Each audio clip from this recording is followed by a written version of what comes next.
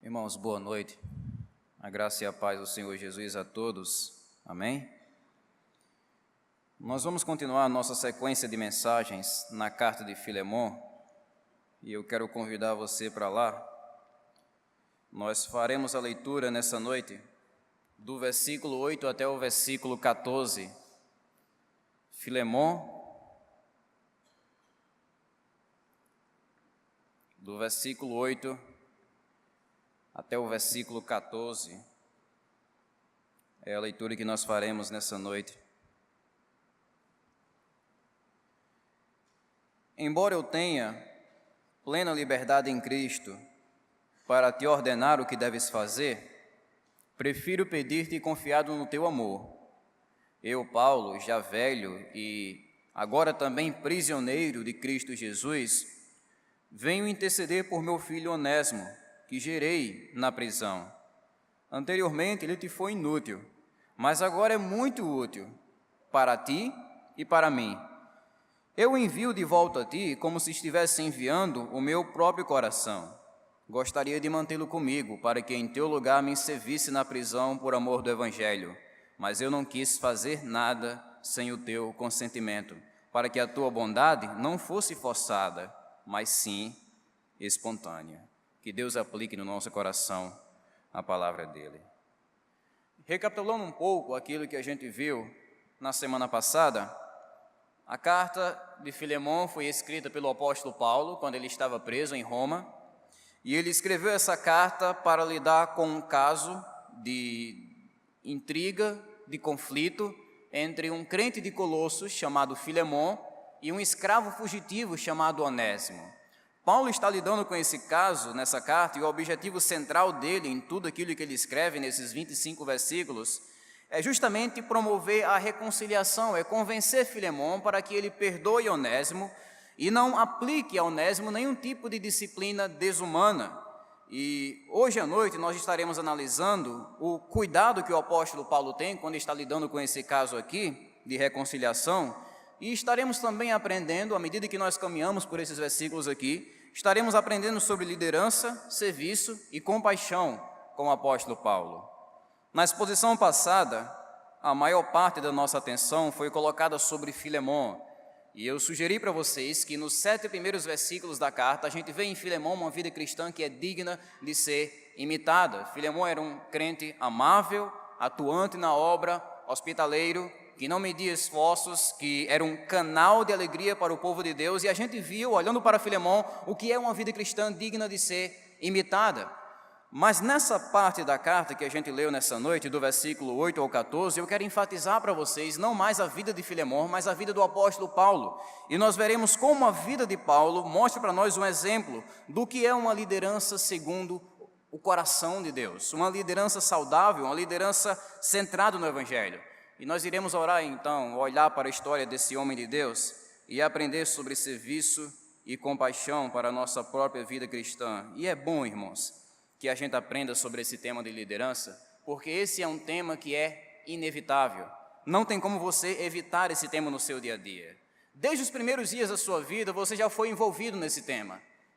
Estando sob a liderança dos seus pais, estando sob a liderança da equipe médica que estava tirando você de sua mãe. Então, desde pequeno, a gente já está lidando com essa questão da liderança, seja na igreja, no trabalho, na família, na sociedade de um modo geral. Nós sempre estamos lidando com essa questão, e é bom que a gente olhe não para o mundo, não para as opiniões seculares e mundanas sobre liderança, mas que a gente olhe para a palavra de Deus, a fim de que possamos identificar uma liderança segundo o coração de Deus. E nós faremos isso olhando para esses versículos. Eu quero identificar com vocês, primeiramente, o estilo de liderança do apóstolo Paulo.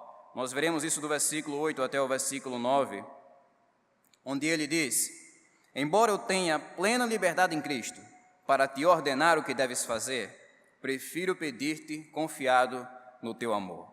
Existem basicamente 3 coisas que eu quero identificar com vocês sobre a liderança do apóstolo Paulo nesses poucos versículos. E eu começo com uma negativa, com 2 negativas, na verdade. Em primeiro lugar, Paulo não era um líder ditador. Essa é a primeira negativa. Nós vamos ver primeiramente o que Paulo não era. Ele não era um líder ditador. O ditador é conhecido como aquele tipo de pessoa que não nasceu com o botão de pedir. O ditador não sabe pedir, ele sabe apenas mandar, ele sabe apenas dar ordens. Mas Paulo não era assim. Nós vemos aqui ele dizendo, olha, embora eu tenha plena liberdade para dar ordens, para trazer ordens para você, eu prefiro o quê? Eu prefiro pedir. Eu prefiro pedir confiado no seu amor. Paulo reconhecia a sua autoridade apostólica e ele sabia que podia usar essa autoridade como apóstolo para coagir Filemon, para empurrar Filemon, para forçar Filemon aquilo que ele devia fazer, ou seja, perdoar Onésimo e não aplicar nenhum tipo de punição desumana. Mas Paulo não aplicou nenhum tipo de autoritarismo nesse caso. Ele não obrigou Filemon a perdoar Onésimo, e isso por uma razão simples, que a gente deve aprender. Paulo reconhecia a diferença entre uma obediência forçada, uma obediência mecânica e uma obediência voluntária, e uma obediência afetuosa. Ele sabia a diferença entre você obedecer por obrigação e você obedecer por opção. E é bom que a gente entenda essa diferença. Quando nós falamos de obedecer a Deus, nós temos que cavar um pouco em nosso próprio coração e ver qual é o fundamento, qual é a base da nossa obediência. Por que nós estamos obedecendo, por que nós fazemos o que fazemos? Por que eu digo isso? Porque a grande questão não é apenas fazer, é por que você faz.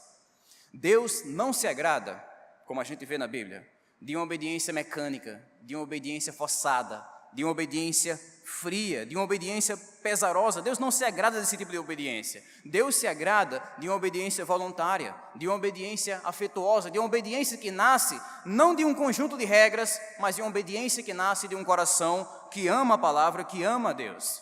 Imagine, por exemplo, se eu estou voltando para casa e eu trago algumas flores para minha esposa, eu trago algumas flores para Yasmin. E aí ela recebe aquelas flores com muita alegria, ela olha para mim e pergunta, por que você trouxe essas flores? E aí eu digo, porque eu estou lendo um livro sobre 5 regras para ser um marido perfeito. E como eu quero obedecer aquele livro, eu comprei as flores e trouxe para você. O semblante dela iria mudar rapidamente. Por quê? Porque eu não trouxe aquelas flores por amor, eu trouxe porque simplesmente estou obedecendo a certas regras. Então vocês notam a diferença entre você obedecer por amor e você obedecer por obrigação? É bem diferente. E essa obediência forçada é uma coisa reprovável. Não seria legal eu fazer isso com a minha esposa, muito menos com o próprio Deus. A verdade, irmãos, é que obedecer a Deus por obrigação é a forma mais sutil que existe de legalismo, de hipocrisia. Por quê? Porque no fim das contas, você vai estar fazendo uma coisa que você reprova no coração. Suas mãos vão estar tomando uma atitude que o seu coração reprova. Você vai estar fazendo aquilo, mas não estará fazendo de todo o coração. E é por isso que Deus não se agrada desse tipo de obediência, porque é uma falsa obediência. Mas por outro lado, uma obediência espontânea, que nasce de um coração que compreende a palavra de Deus e que aprova a palavra de Deus, é uma coisa que agrada ao Senhor. A pessoa que obedece a Deus, não simplesmente porque é o dever dela, mas porque ela ama a Deus. Porque ela sabe que aquele é o melhor caminho. Não simplesmente obedecer com medo do inferno. Olha, eu vou fazer isso porque eu tenho muito medo de ir para o inferno e penso numa coisa ruim ao inferno, então eu vou obedecer. Não é isso. É você obedecer por amor. É você obedecer porque ama. É o tipo de pessoa que faz com as mãos aquilo que aprova no coração. É esse tipo de pessoa que Paulo tem em mente enquanto ele escreve essas palavras aqui. Paulo queria que Filemon perdoasse Onésimo, não por causa de uma obrigação pesando sobre ele, mas ele queria que Filemon perdoasse Onésimo por causa do amor. E esse é o verdadeiro perdão. O verdadeiro perdão nasce de uma pessoa que compreende a graça de Deus, que recebe a graça de Deus e que espalha essa graça de Deus por meio do seu serviço, por meio do seu perdão, por meio da sua vida.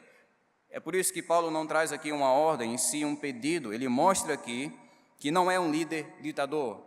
Se Paulo fosse um líder ditador, ele nem mesmo teria escrito isso tudo. Ele não teria escrito essa carta. Ele teria simplesmente escrevido, Filemon, perdoe Onésimo.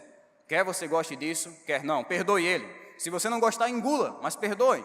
Se Paulo fosse um líder ditador, é isso que ele iria fazer. E essa é a diferença entre um líder ditador, entre um líder autoritário e um líder saudável. O líder saudável, ele oferece carona para você, até o ponto que você precisa ir. Mas o ditador não, ele atropela você com a autoridade dele e arrasta você até o ponto em que ele quer que você chegue. Mas essa não é a reação de Paulo, porque Paulo sabe que a única coisa que o autoritarismo, que essa ideia ditadora desperta nas pessoas é uma obediência que não agrada a Deus. Mas por outro lado, aqui é a nossa segunda negativa, Paulo não era um líder que rejeitava totalmente a autoridade. Paulo não era um ditador, mas Paulo também não era um liberal. Paulo não era alguém que era omisso. Veja, o liberal, ele é conhecido como aquele tipo de pessoa que tem basicamente duas marcas em sua vida. Primeiro, ele é descuidado com as regras. Segundo, ele rejeita qualquer tipo de autoridade. Esse é o liberal. Mas Paulo não é assim. Veja o que ele diz. Ele sabe disso, ele tem consciência disso. Eu tenho plena autoridade em Cristo para te ordenar o que deves fazer. É isso que Paulo diz. Ele é consciente da sua autoridade. Vemos aqui que ele era consciente da sua autoridade, primeiramente, como apóstolo de Cristo e também como pai espiritual de Filemon, como a gente vai ver no finalzinho da carta. Então nós vemos que Paulo tinha essa consciência.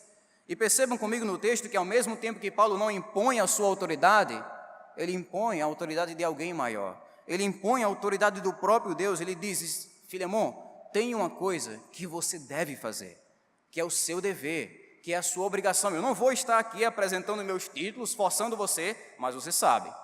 Você sabe que eu tenho a minha autoridade como apóstolo de Cristo e você sabe que você tem a sua obrigação como cristão. O perdão era algo fundamental e Filemon deveria perceber esse dever dele como cristão.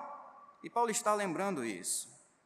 Você tem uma regra, você tem um dever, você tem uma obrigação. Então existem basicamente dois lados na história. O cristianismo não é uma religião só de regras. Faça isso, não faça aquilo, deixe de fazer aquilo. Não é só isso. Mas também não é uma religião totalmente desprovida de regras, onde você vem e faz o que quer, com quem quer, quando quer. Não são esses dois extremos. Perdoar era o dever de Filemon, a obrigação de Filemon. A grande questão aqui é se Filemon iria fazer isso de modo voluntário ou de modo obstinado. Resumimos isso dizendo que Paulo não era alguém que liderava com mão de ferro, mas também não era alguém que liderava com mão de açúcar. Ele não era aquele líder que obrigava as pessoas a cumprirem certas regras com autoritarismo, mas também não era aquele cara que dizia: olha, está tudo liberado, libera geral. Se Paulo fosse um líder liberal, ele teria escrito isso, ele teria colocado na sua carta: Filemon, olha, se você quiser perdoar Onésimo, perdoa. Se não quiser perdoar, também não perdoa. Se quiser matar, pode matar. Se ele fosse liberal, ele teria escrito isso. Mas Paulo não é cativo a nenhum desses extremos. A liderança de Paulo não estava fundamentada nem no autoritarismo, nem no liberalismo.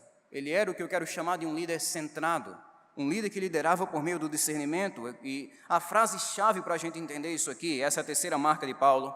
A gente já viu duas negativas. Paulo não era um ditador, não era um liberal, e Paulo era um líder centrado. Ele diz assim: prefiro pedir-te confiado no teu amor. Essa é a frase-chave. Eu prefiro pedir, não dar uma ordem, não obrigar você, não ameaçar você, eu prefiro pedir. É assim que Paulo lidera Filemon nesse caso, com um discernimento fantástico. É mais ou menos como se ele estivesse dizendo assim: irmãos, Filemon, eu conheço você, eu sei do seu amor, eu sei da sua maturidade, eu sei da sua reputação, eu sei da sua vida cristã. Eu não preciso me apresentar para você trazendo regras, lembrando você da minha autoridade, porque eu sei que eu não vou ter dificuldades com você nessa questão.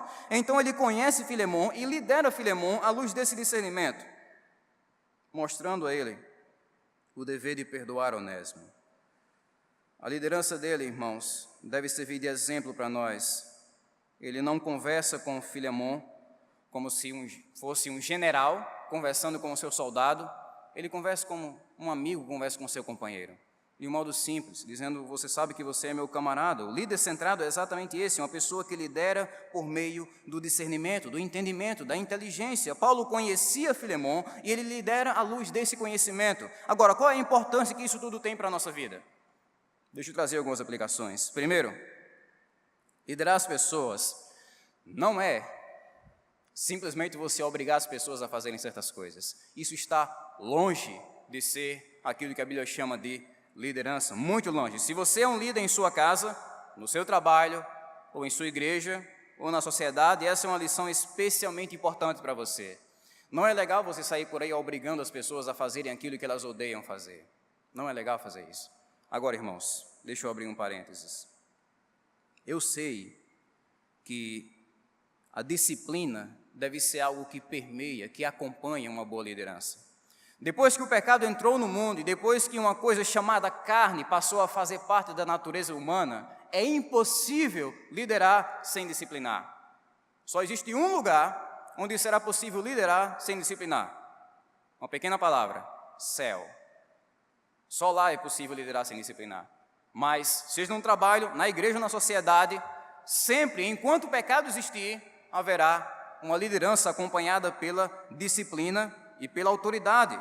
Mas, como a gente vê aqui, o amor e o diálogo são essenciais para a vida de qualquer líder. O ideal não é simplesmente você impor e atropelar os outros com a sua autoridade, mas é você estabelecer uma liderança saudável, onde você não sai por aí obrigando as pessoas a fazerem certas coisas, mas onde você vai ensinar e influenciar as pessoas por meio da conversa, da sabedoria e do diálogo a fazerem aquilo que elas devem fazer.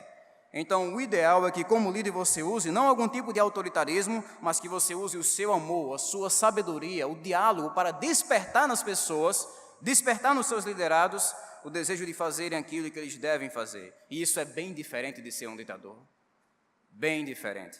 O ditador não conversa, o ditador não está interessado se vai despertar alguma coisa boa ou ruim em você, ele simplesmente atropela você. Mas é esse diálogo e esse amor que a gente nota aqui nas palavras de Paulo. Ele não está ameaçando, não está forçando o Filemon, ele está conversando e influenciando o Filemon a fazer aquilo que ele deve fazer como cristão. Segundo, liderar as pessoas não é você liberar geral, como a gente viu do outro extremo. Um líder liberal, ele é tão destrutivo para uma comunidade ou para uma instituição quanto um líder autoritário. Então, nós não devemos idolatrar a autoridade, mas também não devemos desprezar totalmente a autoridade.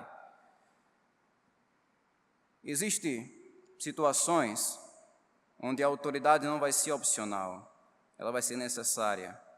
Muito necessária. Leia as cartas de Paulo e eu vou ilustrar para vocês o que eu estou querendo dizer com isso. Leia as cartas de Paulo e você nota que em alguns casos Paulo usava a sua autoridade como apóstolo, junto com a autoridade da igreja, de um modo mais firme. Ele usava a sua autoridade como apóstolo para estabelecer a ordem, para estabelecer a pureza da igreja de uma maneira mais firme. Leia 1 Coríntios, 2 Coríntios, depois leia Gálatas e compare essas cartas com a carta aos Filipenses. E você verá que nessas três cartas aqui, na carta que ele escreve aos Coríntios e aos Gálatas, Paulo usa a sua autoridade de uma maneira bem mais firme, como ele usa com os Filipenses. Por quê? Porque Paulo tem discernimento.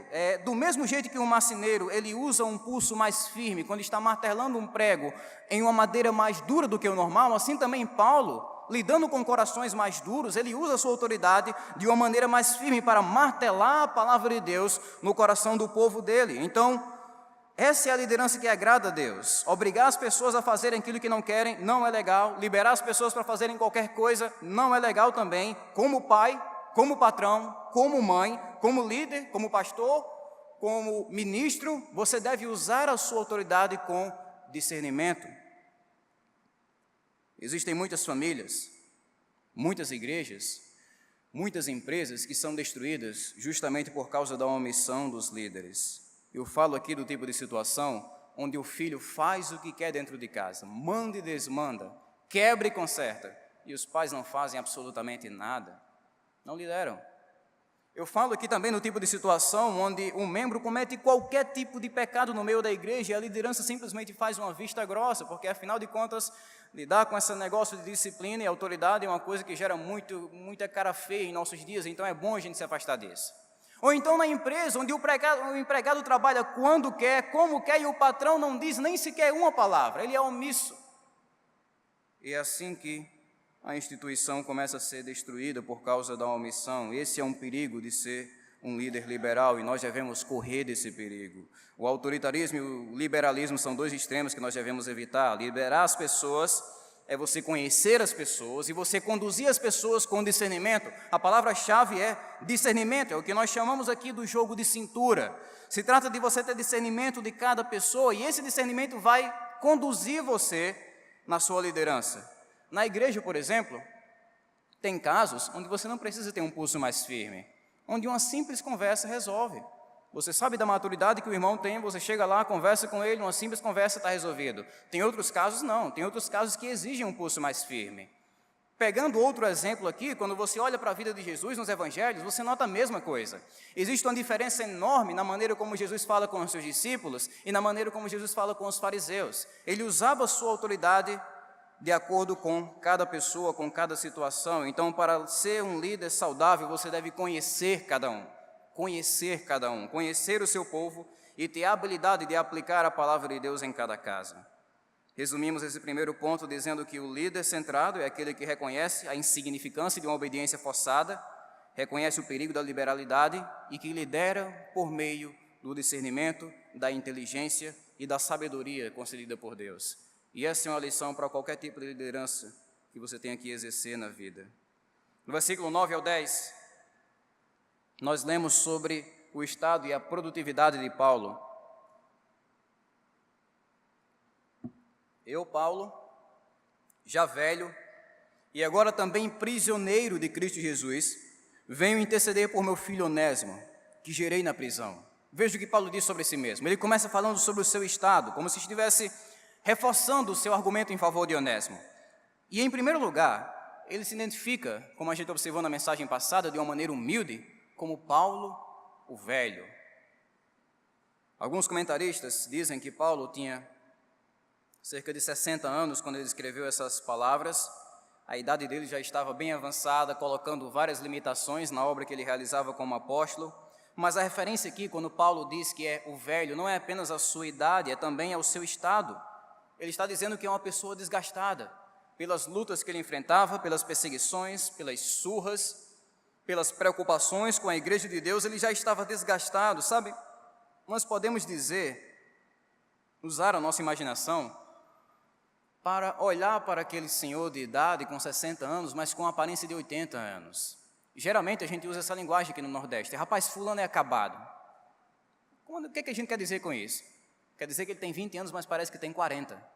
É assim que a gente diz, rapaz, fulano é acabado. Eu acredito que Paulo, se a gente pudesse ter um vislumbre de quem ele é, nós veríamos aquele camarada com 60 anos, mas com aparência de 80.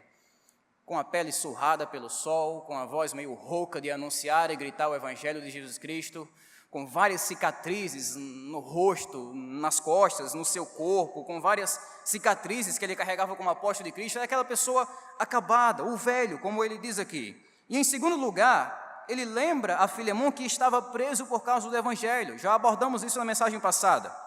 Ele está, de certo modo, preparando o coração de Filemon, dizendo, olha, diante do sacrifício que eu estou fazendo pelo evangelho, o sacrifício que eu estou pedindo a você é coisa muito simples. Eu estou preso, eu já estou fazendo aqui o maior sacrifício. Eu não estou pedindo a você, diz o apóstolo Paulo, uma coisa que eu não faço. Paulo não adotava aquele velho lema de alguns líderes que dizem, faça o que eu digo, mas não faça o que eu faço. Paulo era diferente. Ele dizia, faça o que eu digo e faça o que eu faço. Sede meus imitadores, assim como eu sou de Cristo Jesus. Mas o que mais chama a nossa atenção nesse ponto do texto é a produtividade do apóstolo Paulo. Apesar de todas essas limitações e dificuldades, ele continuou sendo produtivo. A produtividade de Paulo para o reino de Deus era uma produtividade inabalável. De algum modo, a gente já observou isso. Quando Onésimo saiu de Colossos até Roma, ele caiu nos braços do apóstolo Paulo. Paulo pregou o evangelho a ele na prisão e ele foi convertido lá mesmo. Naquele período, quando Paulo estava preso, ele diz aqui, eu gerei Onésimo quando estava aonde? Em uma mansão. Quando estava confortavelmente pregando o evangelho no meio da rua? Não, eu gerei Onésimo quando eu estava na prisão. Mesmo na prisão, com o corpo desgastado, Paulo anunciou o evangelho. Mesmo naquele contexto de perseguição e dificuldade, ele anunciou o evangelho e Onésimo foi salvo por essa pregação. E, irmãos, nós temos muito que aprender com isso. Existem crentes que só são produtivos na obra de Deus quando tudo está dando certo. Diferente do apóstolo Paulo, que era produtivo, não apenas quando tudo estava dando certo, quando a situação estava confortável, mas inclusive quando tudo estava dando errado. É por isso que devemos olhar aqui para a história do apóstolo Paulo nessa carta e entender que nunca devemos deixar que os sofrimentos e as limitações dessa vida paralisem a nossa obra. Paulo não deu uma pausa. Olha, eu estou preso aqui, está difícil, já chegamos a um ponto muito grave, então eu vou dar uma pausa, quando eu sair da prisão, talvez eu retorne. Ele não fez isso, ele continuou pregando, ele continuou escrevendo, continuou anunciando o reino de Deus. Então, irmãos, Nós não devemos deixar que as circunstâncias impeçam a nossa produtividade. Não importa quantas dificuldades você está enfrentando em sua vida, você enfrenta, eu enfrento, todos nós enfrentaremos. Mas não importa quantas dificuldades e limitações a gente enfrenta em nossa vida, sempre haverá algo que a gente pode fazer para o reino de Deus. A verdade bíblica é que não existe o crente imprestável. Rapaz, fulano ali é crente, mas sabe, é imprestável. Ele já procurou alguma coisa para fazer para Deus e nunca achou. Não existe isso. Todo crente tem o seu dom, tem o seu talento, tem a sua habilidade para servir a Deus. Cabe a nós identificar isso em nossa própria vida e, na medida do possível, também na vida dos outros, identificar primariamente em nossa própria vida como é que podemos servir a Deus, dentro das nossas capacidades, dentro das nossas limitações e dentro das nossas obrigações como crentes. Mas eu penso que nós temos um problema nessa área e eu preciso que vocês pensem comigo sobre isso.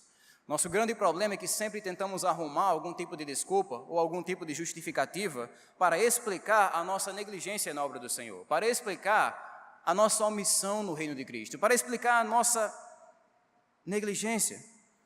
Meu emprego é duro demais. Se não fosse, com certeza eu ia servir Jesus. Sabe, minha faculdade me puxa demais. Se não me puxasse, eu iria para os cultos. Eu tenho isso, eu tenho aquilo, se eu não fosse tão ocupado, com certeza eu ia servir a Jesus. Nós estamos sempre do lado de Marta, como Jesus disse em Lucas 10, você está ocupado e ansioso com tantas coisas, mas uma só é necessária. Mas irmãos, olhem para Paulo.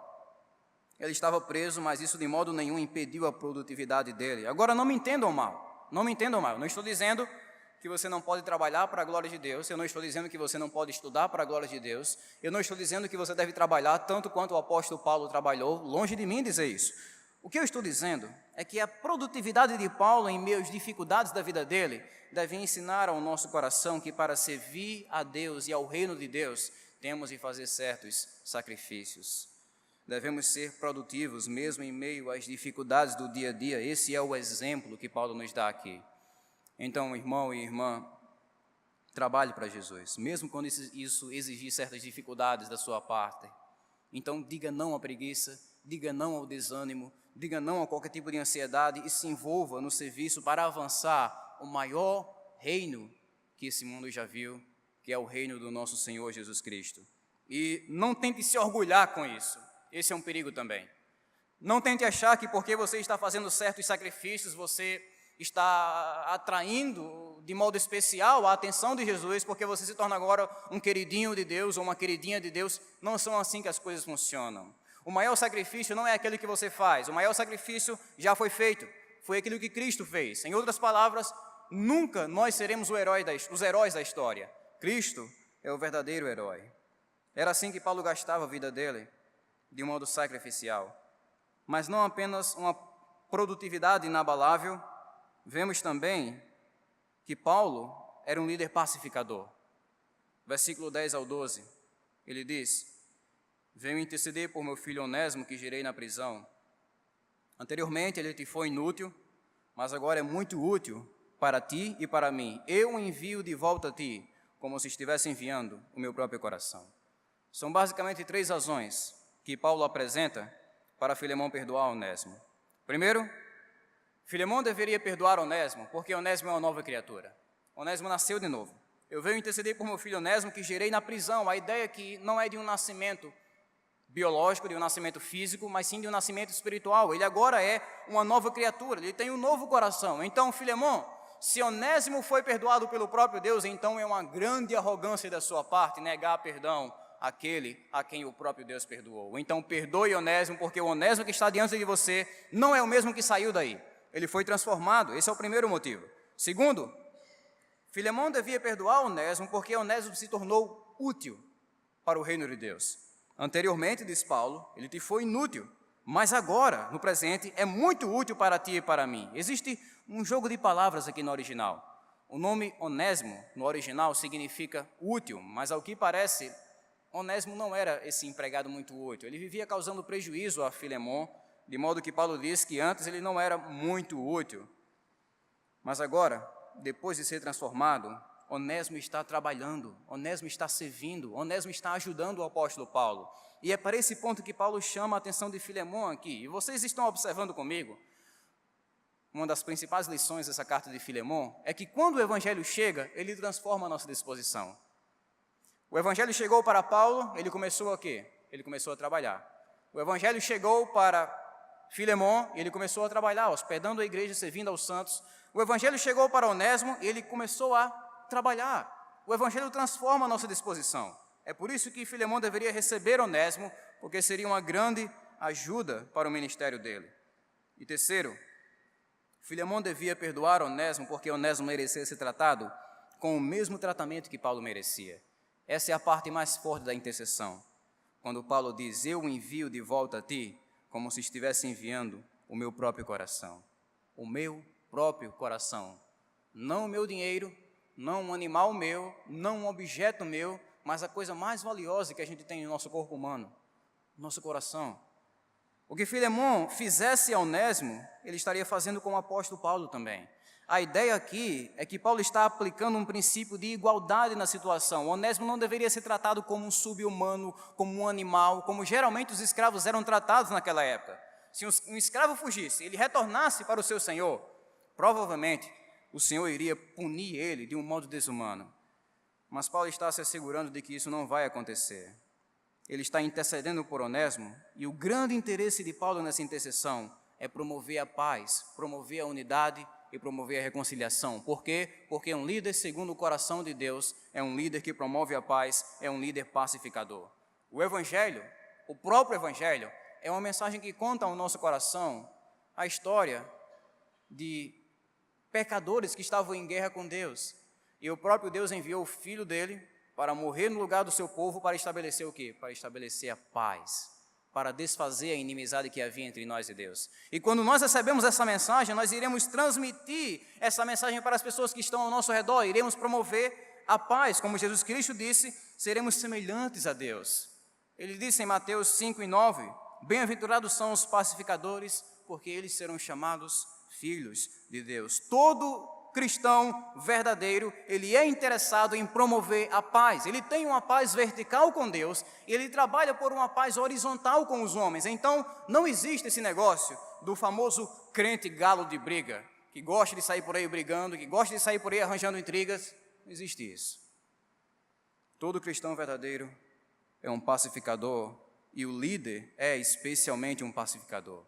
Então, como líder, irmão e irmã, quando você vê algum conflito surgindo na sua família, no seu ambiente de trabalho, na sua escola, na igreja, o ideal a fazer não é você alimentar a fogueira, é você apagar a fogueira, porque esse é um líder segundo o coração de Deus.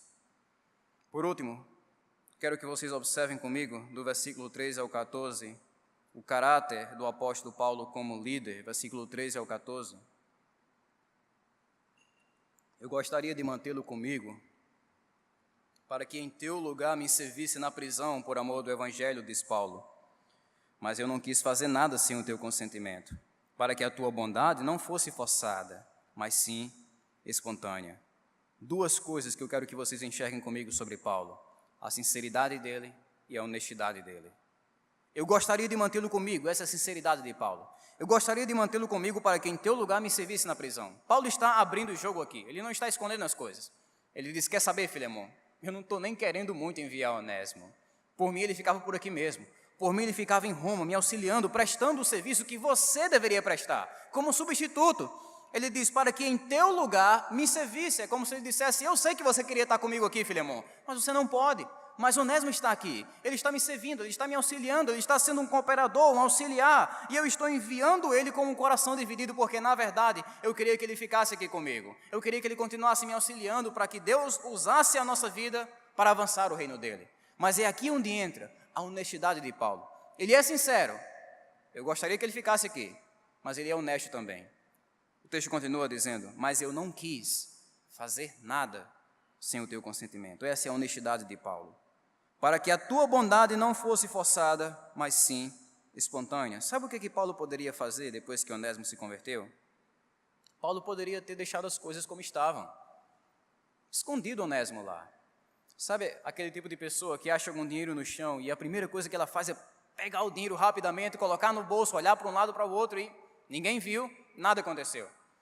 Afinal de contas, achado não é roubado, quem perdeu não tem cuidado. Paulo poderia ter dito isso: olha, eu achei Onésimo aqui em Roma, ele vai ficar comigo aqui, porque achado não é roubado, Filemão não teve cuidado, está aqui Onésimo comigo. Mas ele não fez isso. Ele não deu aquele famoso jeitinho brasileiro de resolver as coisas. Paulo é honesto. É por isso que ele envia Onésimo de volta para Filemão numa viagem de mais de 2.000 quilômetros para que ele resolva aquele conflito. E é justamente essa sinceridade, irmãos, e essa honestidade que são essenciais na vida de qualquer líder, segundo o coração de Deus. O líder sincero é aquele que é honesto, é aquele que é justo, é aquele que é sincero. Uma liderança sem honestidade, uma liderança hipócrita, uma liderança injusta, causa a destruição, uma grande parte da razão para a destruição que vem se alastrando em nosso Brasil, a destruição econômica, política, social. Uma grande parte da razão para essa destruição é porque os líderes da nossa nação, em sua grande maioria, não são líderes honestos, não são líderes sinceros. De igual modo, muitas famílias, muitas empresas, muitas igrejas são destruídas por conta da falta de sinceridade, da falta de honestidade na vida dos líderes. E é por isso que devemos guardar o nosso coração disso. Devemos guardar o nosso coração do jeitinho brasileiro e dos clichês que o brasileiro usa para adquirir coisas por meios ilícitos. Devemos perseguir a honestidade, porque Deus abençoa líderes sinceros e honestos. Líderes que não fazem vista grossa, líderes que não encobrem o pecado, líderes que não usam 2 pesos e 2 medidas, líderes que são sinceros. É esses líderes que Deus abençoa. Provérbios 11:3 diz: a integridade dos justos os guia, mas a falsidade dos infiéis o destrói. Provérbios 12:19: os lábios que dizem a verdade permanecem para sempre, mas a língua mentirosa, ela dura apenas um instante. Que essas advertências, irmãos, possam alertar o nosso coração, para que possamos evitar qualquer tipo de desonestidade, de injustiça, de hipocrisia que tente se instalar em nosso coração, para que assim venhamos a livrar a nossa vida, a nossa família, os nossos negócios, a nossa igreja, a nossa nação e o nosso mundo da destruição do pecado. Recapitulando, nessa parte da carta nós aprendemos que o líder segundo o coração de Deus é alguém com discernimento, é alguém produtivo, compassivo, honesto e sincero. Devemos orar então para que essas virtudes cresçam em nossa vida, cresçam na vida da nossa igreja, cresçam na vida da nossa nação, para que o nome de Deus seja glorificado em nossas vidas. Amém, queridos? Que Deus aplique no nosso coração a palavra dEle